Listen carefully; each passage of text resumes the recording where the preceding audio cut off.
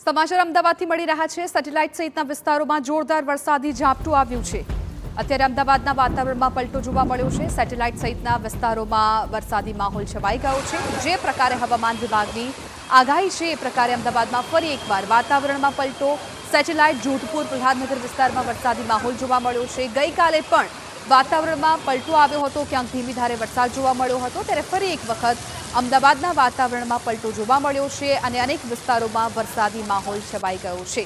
અત્યારે અલગ અલગ એવા વિસ્તારો કે ખાસ તો સેટેલાઇટ પ્રહલાદનગર જોધપુર આ વિસ્તારો છે કે જ્યાં ધીમી ધારે વરસાદની શરૂઆત થઈ છે। પશ્ચિમ વિસ્તારમાં અત્યારે મેઘરાજાનું આગમન થયું હોય એ પ્રકારની જાણકારી મળી રહી છે।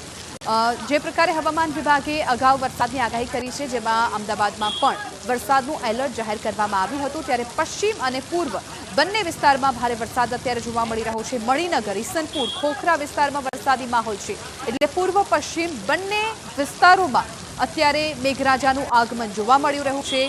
વાતાવરણમાં પલટો આવ્યો છે અને વરસાદની શરૂઆત થઈ ગઈ છે। થોડા દિવસથી અમદાવાદમાં વરસાદમાંથી આંશિક રાહત હતી, પરંતુ જે પ્રકારે સાતમ આઠમ પર પણ અમદાવાદમાં વરસાદ વરસ્યો હતો, ત્યારબાદ ગઈકાલે ધીમી ધારે અમુક વિસ્તારોમાં વરસાદ જોવા મળ્યો હતો, ત્યારે ફરી એક વખત અમદાવાદના વાતાવરણમાં પલટો જોવા મળ્યો છે અને જે પ્રકારે હવામાન વિભાગે આગાહી કરી છે એ જ પ્રકારનું વાતાવરણ અત્યારે અમદાવાદમાં બની ગયું છે। પૂર્વ અને પશ્ચિમ વિસ્તારમાં વરસાદ શરૂ થઈ ગયો છે। તો અત્યારે મણિનગરમાં પણ વરસાદ ચાલુ હોય તે પ્રકારની જાણકારી મળી રહી છે। અમદાવાદના પૂર્વ વિસ્તારમાં વરસાદી માહોલ છે। પૂર્વ વિસ્તારમાં વરસાદી માહોલ છવાઈ ગયો છે। પૂર્વના મોટાભાગના એવા વિસ્તારો છે કે જ્યાં વરસાદ આવે એટલે લોકોની સમસ્યા પણ વધી જતી હોય છે, ત્યારે અત્યારે હજુ વરસાદની શરૂઆત છે અને એ દ્રશ્યો પણ આપ જોઈ રહ્યા છો કે વિઝિબિલિટી પણ ઘટી ગઈ છે। ત્યારે અમારા સંવાદદાતા નરેન્દ્ર રાઠોડ વધુ જાણકારી આપવા માટે લાઈવ જોડાઈ ગયા છે। નરેન્દ્ર, અમદાવાદના વાતાવરણમાં પલટો આવ્યો છે, પૂર્વ અને પશ્ચિમ બંને વિસ્તારમાં વરસાદી માહોલ છવાયો છે, અત્યારે તમે કયા વિસ્તારમાં ઉપસ્થિત છો અને કઈ પ્રકારની સ્થિતિ?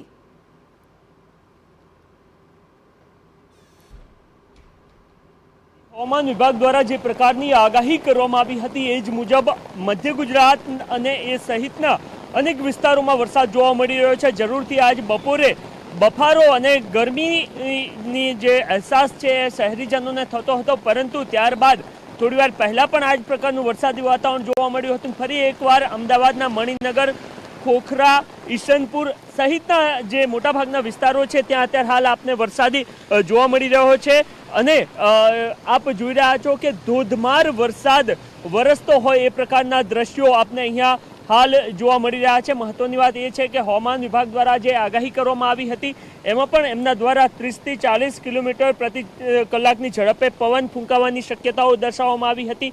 આ સિવાય મધ્ય ગુજરાતના જે અલગ અલગ વિસ્તારો છે ત્યાં વરસાદ વરસે એ પ્રકારની શક્યતાઓ દર્શાવાઈ હતી ને એ જ પ્રકારે હાલ આપ જોઈ રહ્યા છો કે કેવી રીતના વરસાદ અમદાવાદના મણિનગર, ઈશનપુર અને એ સહિતના અલગ જે વિવિધ વિસ્તારો છે ત્યાં વરસાદ વરસતો આપને જોવા મળી રહ્યો છે।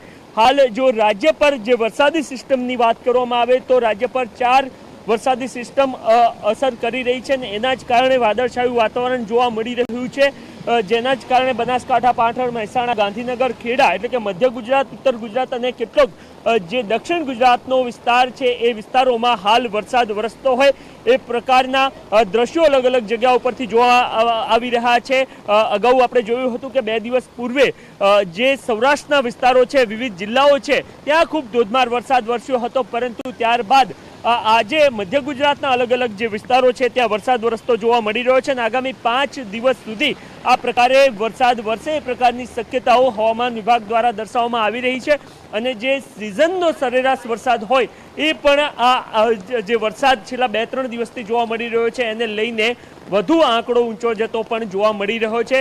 જરૂરથી ખેડૂતો માટે ખૂબ રાહતના સમાચાર, કારણ કે જે પાછોતરો જે છેલ્લો વરસાદ વરસ્યો હતો ત્યાંથી લઈને અત્યાર સુધીનો જે વરસાદ છે એમાં ખૂબ લાંબો સમય થઈ ગયો। જી બિલકુલ, તો અમારા સંવાદદાતાએ વિસ્તારના દ્રશ્યો બતાવ્યા। અત્યારે પૂર્વ વિસ્તારમાં વરસાદની શરૂઆત થઈ ગઈ છે। મણિનગર, ઈસનપુર અને ખોખરા વિસ્તારમાં અત્યારે વરસાદી માહોલ છવાયો।